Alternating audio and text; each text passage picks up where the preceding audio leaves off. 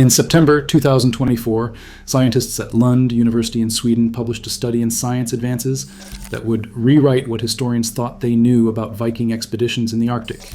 Using DNA fingerprinting on fragments of medieval walrus ivory, they traced the tusks back to their origins. The ivory had not come from waters near Norse settlements in southwestern Greenland, where historians had assumed the Vikings hunted.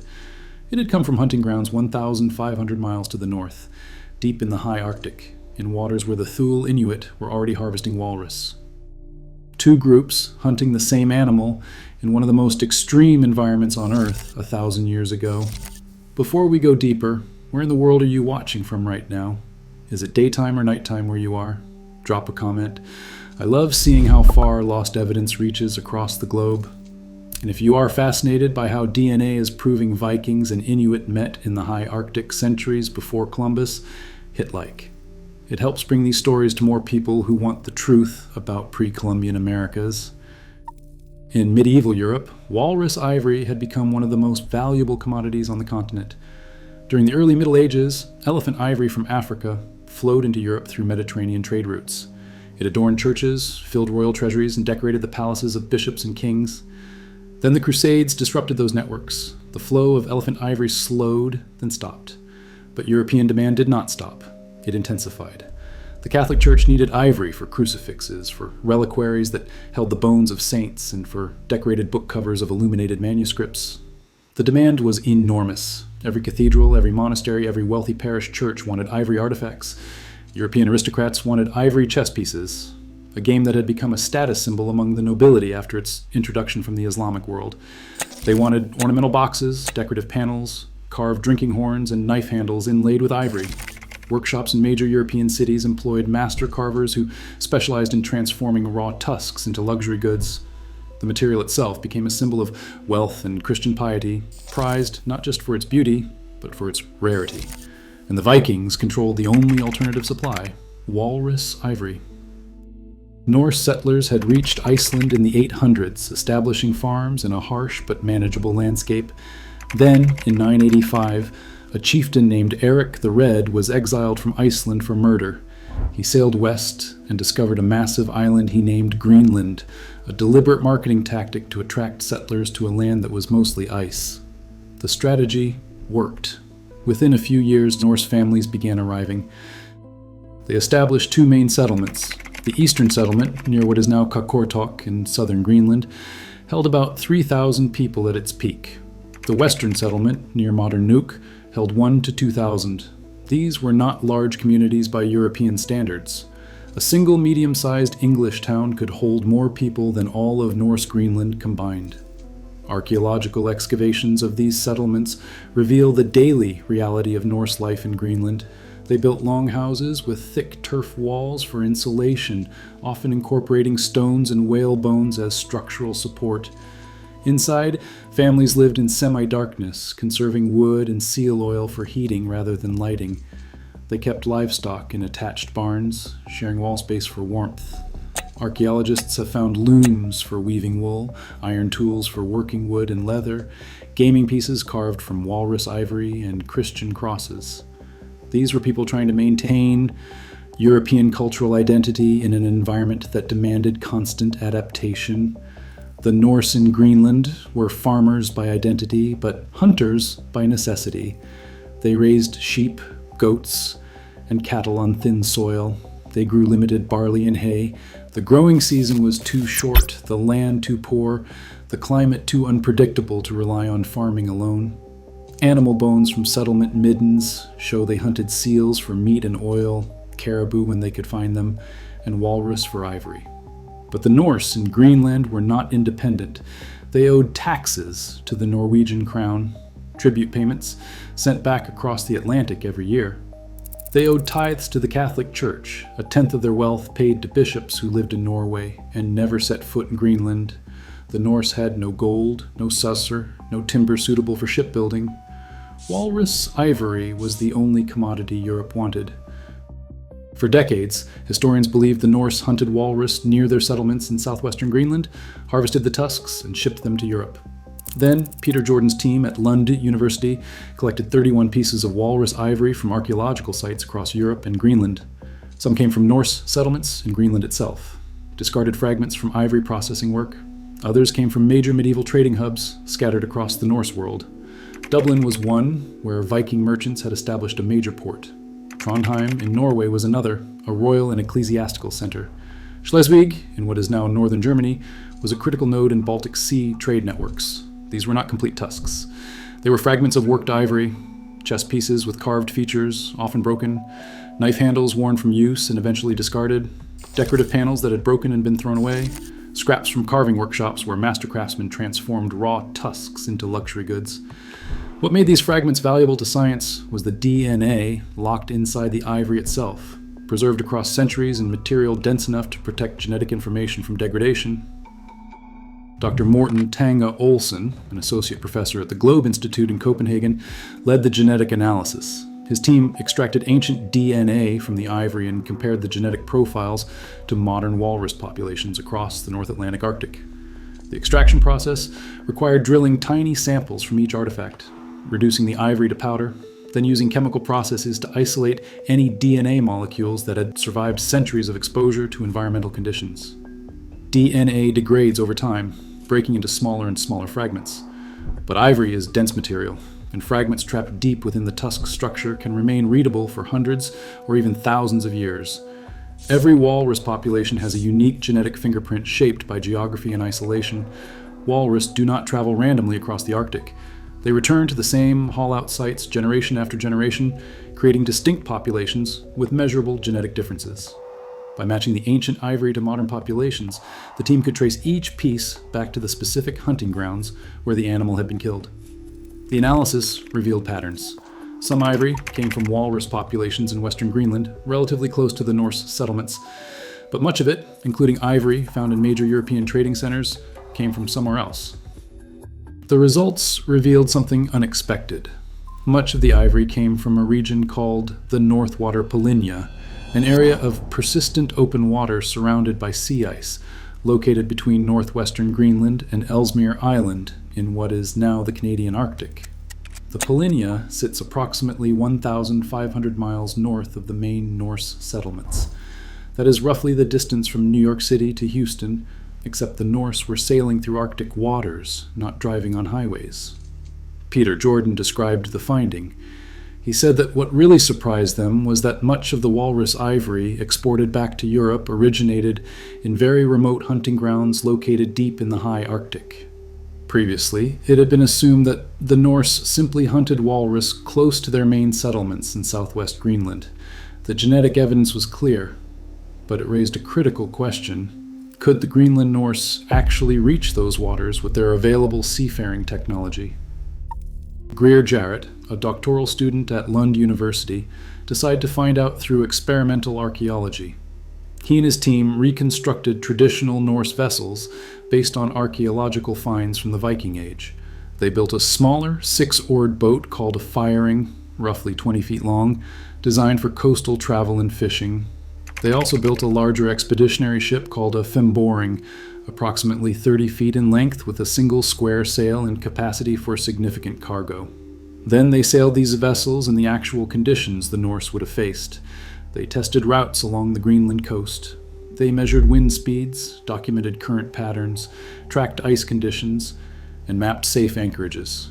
They calculated travel times from the western settlement to the high Arctic hunting grounds, factoring in weather delays, ice blockages, and human endurance limits. The Norse had no magnetic compasses. Navigation relied on observing the sun's position, reading wave patterns, watching bird flight directions, and intimate knowledge of coastal landmarks. In the Arctic summer, the sun never fully sets, providing near constant navigational reference. But fog, common in Arctic waters, could leave ships blind for days. Ice could appear without warning, driven by wind and current into shipping lanes that had been clear hours before. Using the smaller 6-oared boats, the Norse could have rowed from the western settlement to Disco Bay, about halfway up the Greenland coast. Rowing 6 oars against Arctic currents meant physical work that modern people struggle to comprehend. Men would row in shifts, their muscles burning and their hands blistering for hours at a time. But Disco Bay was not the destination. The walrus ivory was coming from much farther north. To reach the North Water Polynya, 1,500 miles from home, the Norse needed the larger expeditionary ships with sails capable of harnessing Arctic winds and hulls designed for rougher seas. The larger ships could reach the Polynya in approximately 30 days of active sailing. Not 30 continuous days of travel, but 30 days when conditions allowed, interspersed with waiting for storms to pass, for winds to shift, for ice to clear. The return trip, aided by more favorable wind patterns later in summer, would take about 15 days under ideal conditions. A complete round-trip voyage would consume roughly 45 days of the brief Arctic summer, assuming nothing went wrong. In the Arctic, things often went wrong. The Norse expeditions to the high Arctic occurred during what climate historians call the medieval warm period, a time when average temperatures across the North Atlantic were slightly higher than the centuries that followed. This warming trend, though modest by modern standards, had significant effects on sea ice extent and duration. Ice retreated slightly earlier in spring and reformed slightly later in autumn, extending the navigable season by perhaps a few critical weeks. Without this climatic advantage, the voyages would likely have been impossible. The Norse had to depart as soon as sea ice retreated in early to mid-June. They would reach the North Water Polynya by mid-July. That left them 2 to 4 weeks to locate Walrus Hall outsites, hunt the animals, process the ivory and hides, load their ships, and begin the return journey before autumn storms and refreezing seas made passage impossible. As Jarrett explained, walrus hunters probably departed from the Norse settlements as soon as the sea ice retreated. Those aiming for the far north had a very tight seasonal window within which to travel up the coast, hunt walrus, process and store the hides and ivory on board their vessels, and return home before the seas froze again. This was not casual exploration or adventure. This was a calculated, high-risk economic operation. The Norse needed the ivory to pay their debts. They sailed 1,500 miles into Arctic waters because they had no alternative. But those hunting grounds were not empty wilderness. The North Water Polynya was, and remains, one of the most productive marine ecosystems in the Arctic. The persistent open water, surrounded by sea ice but kept clear by currents and upwelling, creates conditions where nutrients rise from the deep ocean. Those nutrients feed massive populations of plankton and small fish, which in turn support walrus, seals, narwhals, and seabirds. Walrus gather at the Polynya in enormous numbers, sometimes hundreds of animals hauled out on a single beach or ice floe. For both Norse and Thule hunters, this concentration was critical. Finding scattered walrus across thousands of miles of Arctic coastline would be nearly impossible, but at the Polynya, the animals gathered predictably, returning to the same haul-out sites year after year. This was not a random hunting ground. It was the hunting ground, the place where walrus abundance made the dangerous journey economically viable. Peter Jordan noted in the study that these remote high Arctic hunting grounds were no empty polar wilderness. They would have been inhabited by the Thule Inuit and possibly other indigenous Arctic peoples who were also hunting walrus and other sea mammals. The Greenland Norse and the Thule Inuit represented two entirely different approaches to Arctic survival. The Norse wore woolen clothing, layers of tunics and cloaks, designed for Scandinavian winters, but inadequate for extreme Arctic cold. A man in wool could survive a few hours in Arctic conditions if he stayed active and dry. If the wool got wet from spray or from falling through thin ice, hypothermia could kill within minutes. They sailed in open planked ships, masterpieces of Scandinavian craftsmanship, but vulnerable to ice damage. A single collision with floating ice could split planks, open seams, and sink a vessel in waters so cold that survival time was measured in heartbeats. Their hunting method was direct. They would locate a walrus haul out sight, a beach or ice floe where dozens of walrus gathered to rest between feeding periods. Adult male walrus can weigh 1,600 kilograms, nearly 2 tons of muscle and blubber, armed with tusks up to 1 meter long. They are dangerous animals capable of crushing a man or capsizing a small boat with a single movement. The Norse approach required timing and courage. They would move in quickly as a coordinated group, multiple men with iron-tipped lances converging on the hauled-out walrus before the animals could react. The goal was to drive lances deep enough to reach vital organs, killing several animals before the rest could escape to water. Once a walrus reached the ocean, it was gone.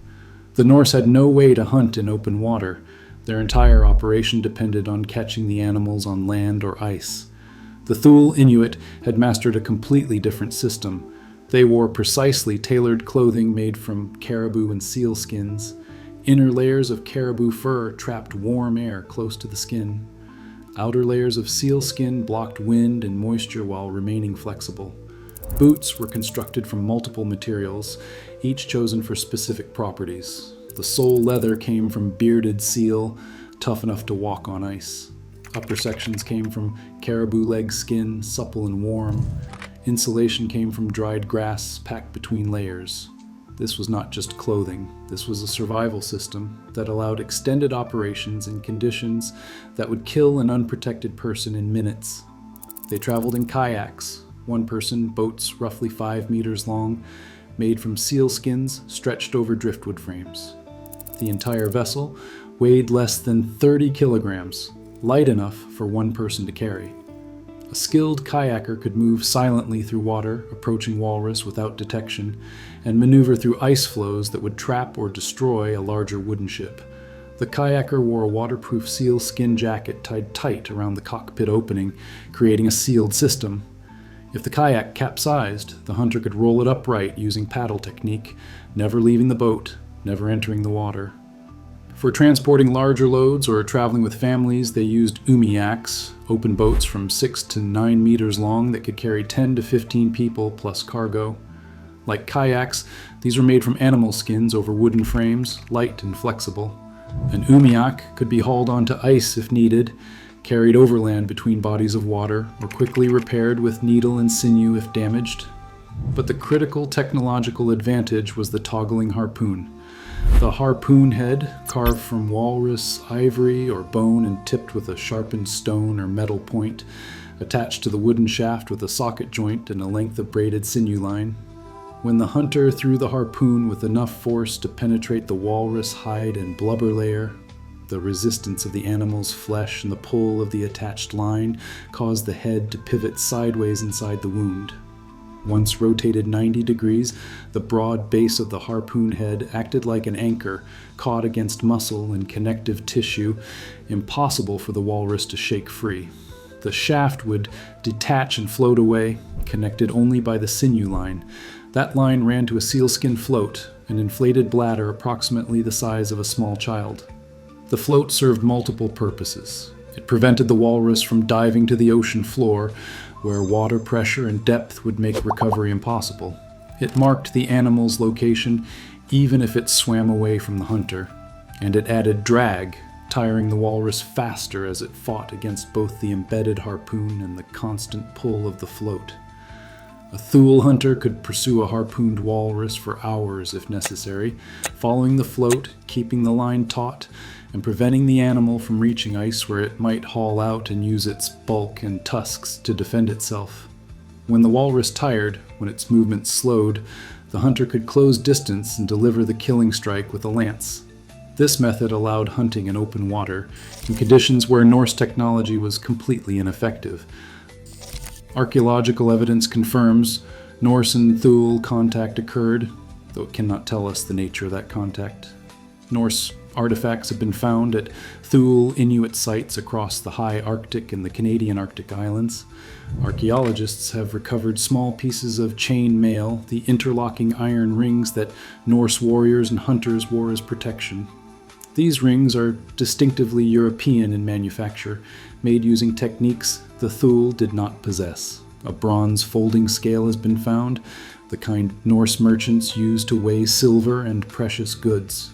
Fragments of iron tools have appeared in Thule middens, knife blades and axe heads made from smelted and forged iron rather than meteoric iron or native copper that Arctic peoples sometimes used. The distribution of these artifacts is telling. They appear at Thule sites scattered across regions the Norse are known to have reached, not concentrated in any single location. This suggests either multiple independent encounters or the circulation of Norse goods through Thule trade networks after initial acquisition. These could be evidence of trade, peaceful exchanges where Norse offered manufactured iron goods in return for knowledge of ice conditions, locations of walrus haul-outs, safe anchorages, or food. It could also be evidence of scavenging from abandoned Norse campsites, objects left behind when hunting parties broke camp and sailed south. Or they could indicate plundering of Norse hunting parties, artifacts taken from men who did not survive encounters with Thule hunters who had every advantage in Arctic conditions. The artifacts themselves cannot distinguish between these possibilities. Inuit oral traditions, recorded by Danish missionaries in the 1700s and the 1800s, describe encounters with Norse visitors. Some stories describe friendly exchanges, others describe violence. Oral traditions passed down through generations and filtered through the perspectives of European recorders are difficult to date with precision. The 2024 study provides no direct evidence of how the groups interacted when they met at the North Water Polynya. Peter Jordan acknowledged this gap. We need to do much more work to properly understand these interactions and motivations, especially from an indigenous as well as more Eurocentric Norse perspective. He offered a thoughtful speculation.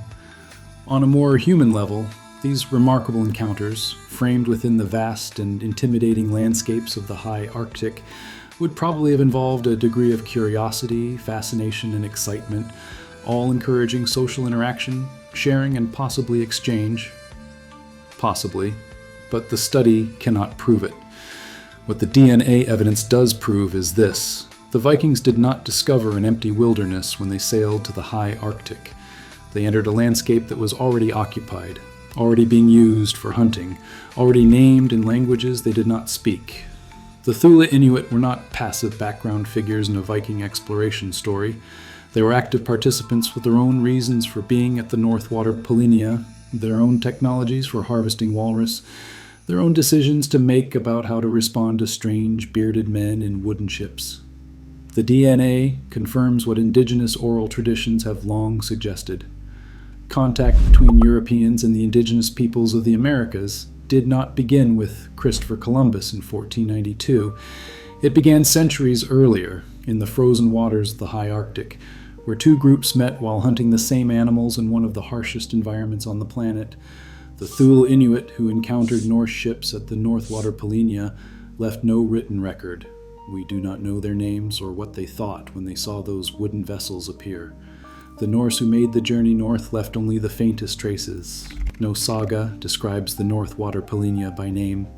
No runic inscription marks their presence in the high Arctic. All we have is the ivory they brought back to Europe, and the DNA locked inside it waiting 900 years for someone to develop the technology to read what it could tell us. The North Water Polynya still exists. It remains one of the most productive marine ecosystems in the Arctic, a region where persistent open water surrounded by sea ice creates conditions that support massive populations of walrus, seals, narwhals, and seabirds. Inuit communities in northwestern Greenland and the eastern Canadian Arctic still hunt there, as their ancestors did 1,000 years ago, using knowledge and techniques passed down through generations. The Norse are gone. Their Greenland colonies collapsed sometime in the 1400s for reasons historians continue to debate. The western settlement was abandoned first, sometime around 1350. Archaeological evidence shows the farms were simply left. Cattle bones lie where the animals died in their barns. Tools remain in workshops. Church bells hang silent in small chapels. Something caused the entire population to leave or die, but no written record explains what happened. The eastern settlement survived longer, perhaps into the 1470s or the 1480s. The last documented contact with Europe was a marriage ceremony recorded in 1408. After that, silence. Multiple factors likely contributed to the collapse. Climate changed, the medieval warm period ended, replaced by colder temperatures that shortened growing seasons and extended sea ice duration. The ivory market may have contracted as elephant ivory from Africa became available again through new trade routes. Overgrazing degraded thin Arctic soils, making farming even less viable. Some scholars suggest conflict with Thule Inuit populations expanding southward along the Greenland coast. Disease could have struck the isolated communities, or the Norse may have simply chosen to leave. recognizing that sustaining European civilization in Greenland had become impossible. But for a brief period, perhaps only a few decades in the 11 and 1200s, both groups shared that space at the edge of the known world. The Norse needed the ivory to pay taxes to the Norwegian crown and tithes to bishops who lived 3,000 miles away across the Atlantic. The ivory trade was not optional.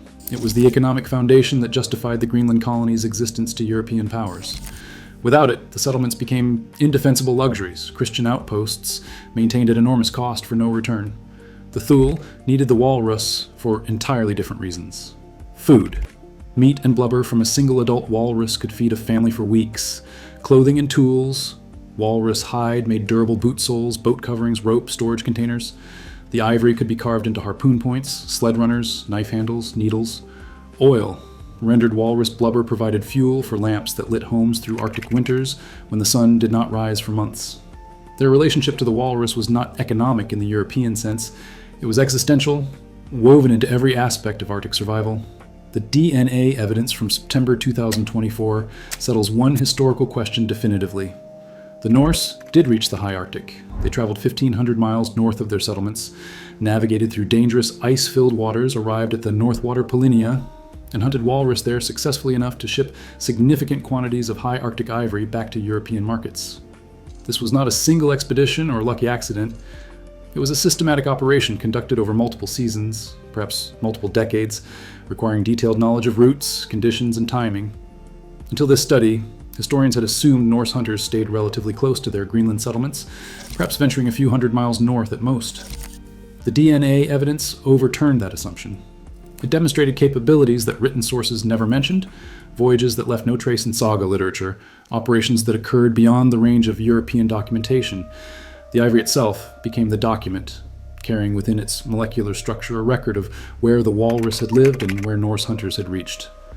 The Thule Inuit were already established at those same hunting grounds. This was not first contact between Europeans and indigenous peoples of the Americas. That distinction belongs to encounters centuries earlier. This was contact at one of the most remote locations on the planet, far from both European and indigenous power centers, in an environment where survival depended on practical knowledge and technological adaptation rather than political or military dominance. What the study cannot tell us is what those encounters meant in human terms. We have genetic proof of overlapping presence. We have archaeological evidence of material exchange. What we do not have is any record of the conversations that might have occurred, the negotiations, the moments of fear or curiosity or mutual recognition that must have passed between these groups. If you enjoyed discovering how DNA revealed that Vikings and Inuit met in the high Arctic centuries before Columbus, check out the video on screen for more lost evidence.